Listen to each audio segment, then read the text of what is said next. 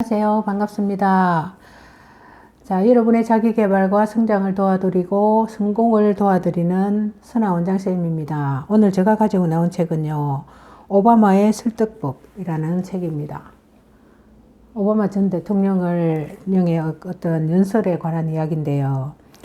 이 책을 읽고 저는 연설과 이렇게 말하는 기법도 이렇게 사람을 달라지게 만들고 어떻게 보면 정정당당하게 자기 자신을 자신 있게 만드는구나를 느끼게 되었습니다.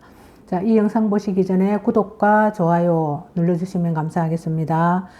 문병용지음 길벗에서 나온 책입니다. 토론과 발표, 연설과 대화까지 오바마식 말하기를 내 것으로 만든다. 이 책은 mp3가 수록되어 있다고 합니다. 그리고 국내 최초로 연설 동영상이 심층 분석되어 있고요. 2004년 전당대회부터 2009년 취임 연설까지 오바마 육성이 그대로 수록이 되어 있다고 합니다. 국내 최초 오바마 연설 동영상 심층 분석, 오바마 연설의 오프닝과 목소리 제스처 화법 엔딩을 내 것으로 라고 적혀 있네요. 자, 오바마는 어떤 사람인지 대충은 알지만 제가 이렇게 자세하게 나와 있는 것을 여기서 보고 알게 되었습니다. 여러분께 한번 읽어드리겠습니다. 오바마는 1961년 하와이 호놀룰루에서 캔자스 출신의 백인 어머니 앤 든햄과 케냐 출신의 흑인 아버지 브락 오바마 사이에서 태어났다고 합니다. 오바마의 부모는 하와이 대학을 다니던 1960년에 만나 그 다음 해에 결혼해 오바마가 2살 때 이혼을 한다.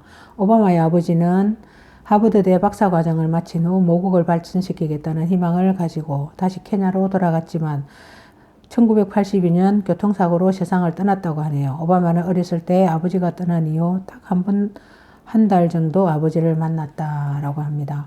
오바마의 어머니는 이혼 후 인도네시아 유학생과 재혼하여 오바마가 6살 때 인도네시아로 이주를 하게 되고 오바마가 10살 때까지 인도네시아에서 학교를 다니고 1971년 5학년이 되던 해부터 1979년 고등학교 졸업할 때까지 외할아버지, 외할머니와 함께 살았다고 합니다. 오바마의 어머니는 1972년 하와이로 돌아가 5년간 살다가 1977년도 인도네시아로 돌아와 인류학자로 일했다고 합니다. 1994년 다시 하와이로 돌아가 1995년 암으로 세상을 떠났다고 하네요. 어떻게 보면 오바마는 참 불행한 그런 어린 시절을, 유년 시절을 보낸 것 같네요. 아버지와 엄마와 이혼을 하고 외할머니, 외할아버지하고 살면서 어머니도 암으로 돌아가시고 그랬던 것 같습니다. 자, 오바마는 고등학교 때 농구부에서 리더로 활약했으며 인종적 정체성에 대한 혼란에 빠져 술, 마약까지 손대는 방황의 시기를 보냈다고 하네요. 자, 그래도 오바마는 돈을 많이 벌 수 있는 월스트리트 변호사의 길을 마다하고 사람들의 삶에서 더 많은 영향을 끼칠 수 있는 삶을 선택해 1996년 일리노이주 상원의원 선거에 출마하게 되었고 당선되었다고 합니다. 이후 민주당, 공화당과 함께 빈민들을 위한 의료 및 조기 아동교육 프로그램 등의 법안 초안을 만들었고 무고한 사람이 사형수로 몰리는 일이 없도록 법 집행관들과 함께 치조와 자백 과정을 비디오로 촬영하게 하는 절차를 만들기도 했다고 하네요. 자, 그는 자신과 가족의 이야기, 자신이 만난 사람들로부터 경험한 이야기들을 들려주면서 미국의 경제적, 사회적 우선 과제들에 대해 이야기하고 참전 용사들에 대한 미국의 의미에 대해서 이야기했다.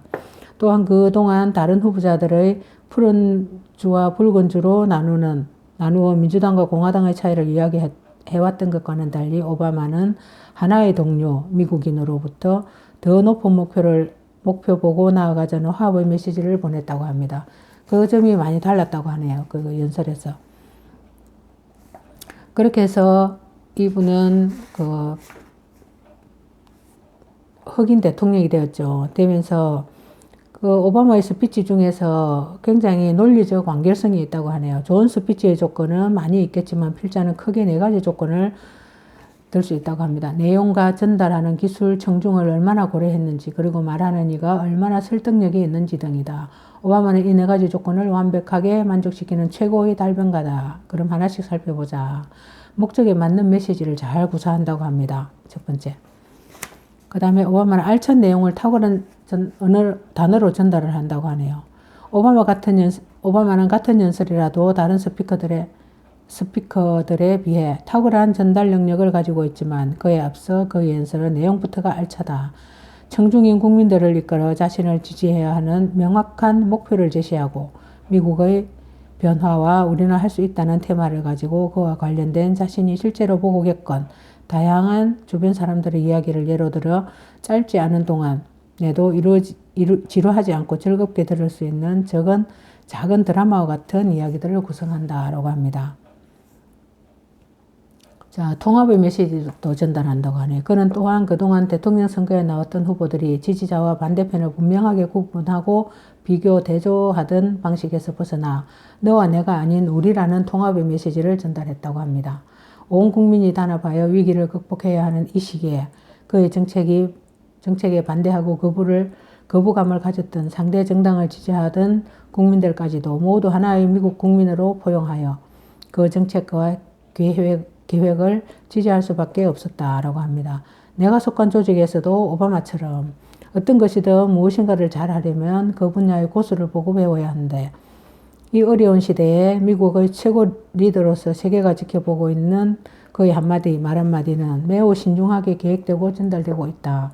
그 연설을 보고 들으면서도 여러분도 각자 속한 조직에서 사람들을 감화시키고 단결시켜 잘 이끌어가기 위해 커뮤니케이션 할 것인지를 고민한다면 그 연설에서 많은 통찰력을 얻을 수 있을 것이다 라고 합니다.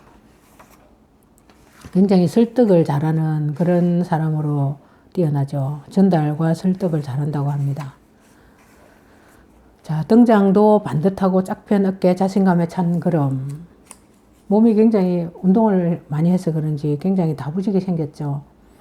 스피치를 하기 위해 자리에 앉아 있다가 무대에 등장해 연설대 앞에 서기까지 청중들은 스피커의 모든 움직임과 시선을 지켜본다. 그리고 판단한다. 자신감이 있는지, 청중을 위해 혼신을 다해 연설할 열정이 넘치는지 등을 스피커가 등장하는 모습을 통해 그의 연설을 들을 만한 가치가 있는지 첫눈에 판단하는 것이다 라고 합니다. 그만큼 등장은 매우 중요하다라고 하네요.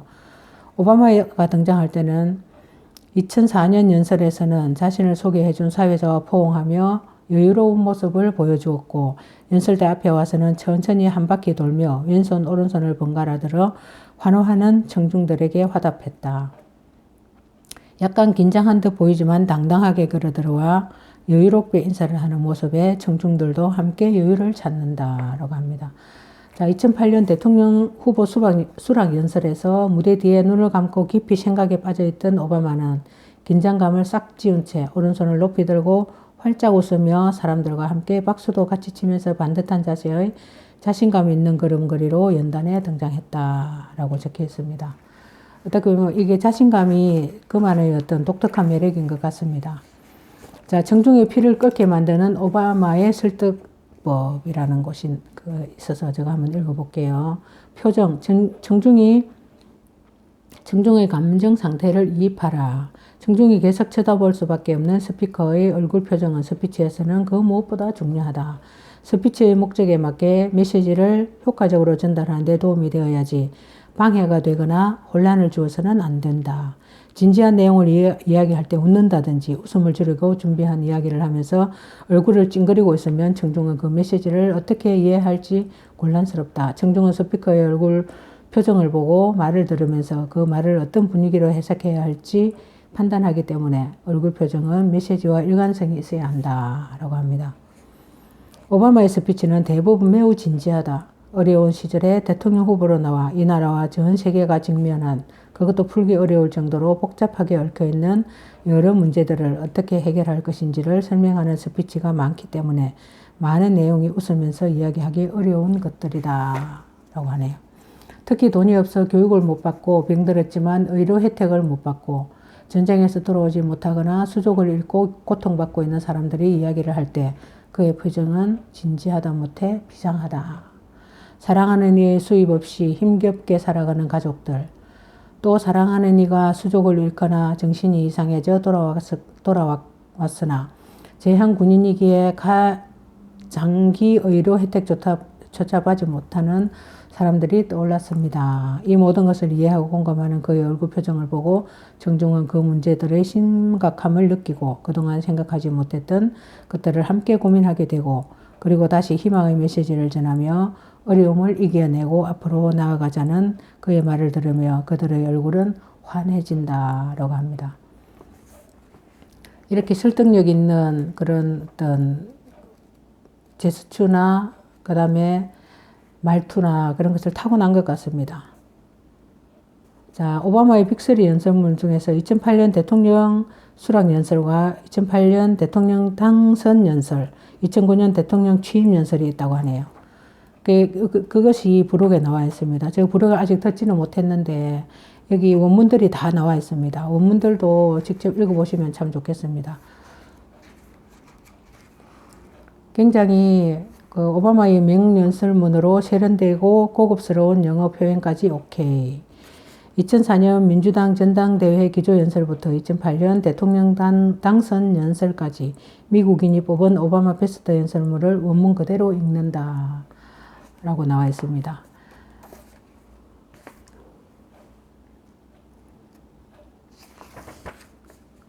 그렇게 우리가 보지 못하는, 물론 뭐 저 멀리 있고 우리하고 조금 다르다는 생각을 가지지만 그런 어떤 청중들 앞에, 대중들 앞에 서서 그 연설을 하거나 그리고 표정을 짓거나 그 당당한 그 걸음걸이라든지 이런 것들은 비록 대통령뿐만이 아니고 일반 사람들, 우리들한테도 필요한 것이 아닌가 하면서 저는 읽었던 것 같습니다.